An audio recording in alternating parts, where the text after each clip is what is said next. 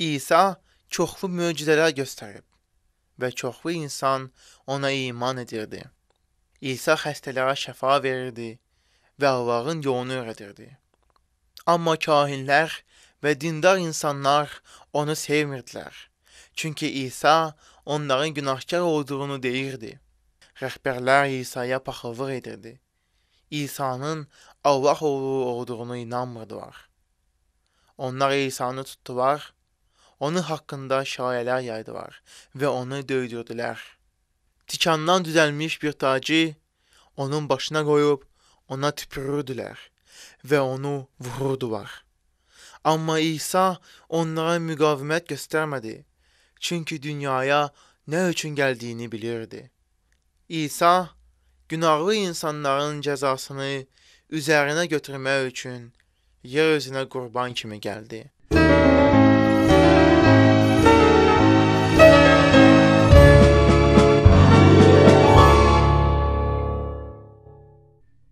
Əskərlər İsa'nı çarmıxa çəkdilər. Onun ayaqlarını və əllərini mismarladılar.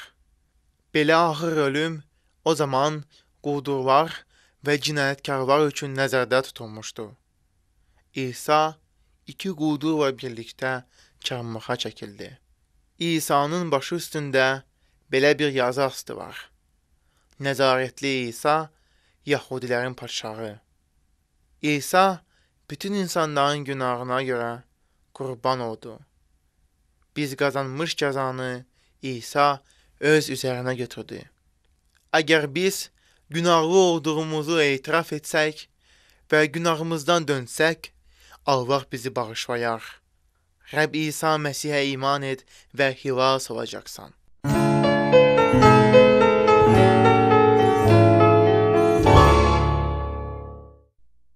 İsa'nın düşmənləri elə bildilər ki, bununla onu məhv etdilər. Amma bu belə deyildi.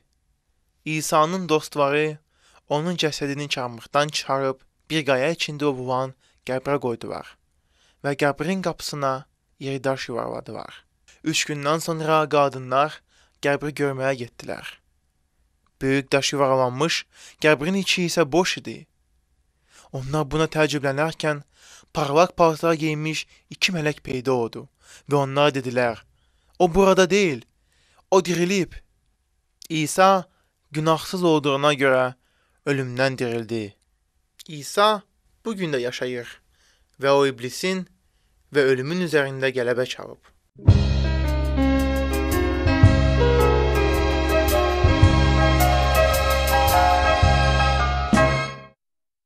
İsa ölülərdən diriləndən sonra onu şagirdlərin çoxusu görüb, onunla söhbət edib və hətta bir yerdə yemək yeyiblər.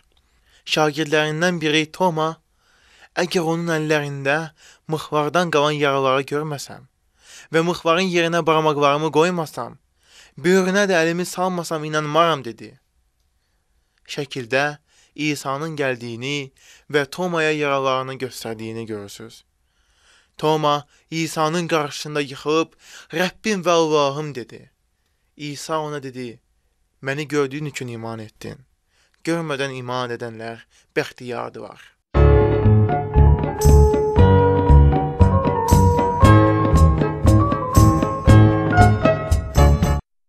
İsa diriləndən sonra 40 gün ərzində şagirdlərə görünüb. İsa'nın göyə çəkilmək vaxtı çatmışdı.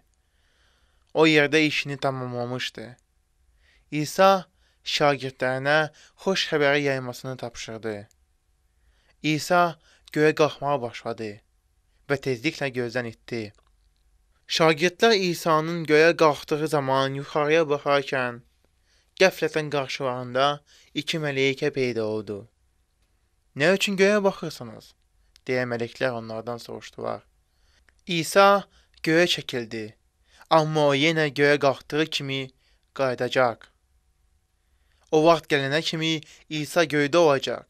O, cənnətdə ona iman edənlər üçün yer hazırlayır.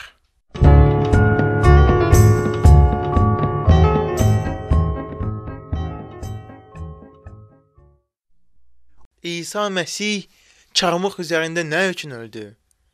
İsa Məsih günahkarları günah cəzasından xilas etmək üçün öldü. İsa Məsih salih idi və bizi Allahdan ayıran günahı aradan götürmək üçün öldü. Çarmıx bizə İsa Məsihin günahsız bir qurban olduğunu göstərir.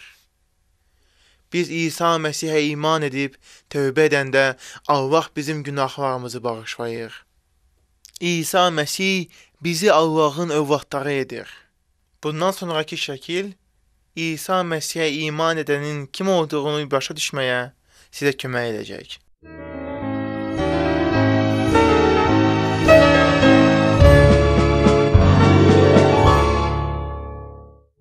İsa iki yol haqqında təlim vermişdi. Enli yol bu dünyanın yoludur, hansı ilə ki çox insanlar gedir və bu yolun axırı əbədi ölüm, cəhənnəmdir. İsa deyir ki, biz əbədi həyata, cənnətə aparan ensiz yolla getməliyik. Bu dünyada İsa'ya iman etsən, əbədi həyatın olacaq. Enli yoldan ensiz yola keçəcəksən. Əgər sən İsa'ya iman etmək istəyirsənsə, bu duanı et. Allah, mən günahlı olduğumu etiraf edirəm. Mən inanıram ki, İsa mənim günahlarıma görə çarmıx üzərində öldü. Məni bağışla, günahlarımdan təmizlə və öz ailənin üzvü elə. Mən həyatım boyunca İsa'ya xidmət etmək istəyirəm və bu dünyadan sonra səninlə bir cənnətdə olmaq istəyirəm. Amin.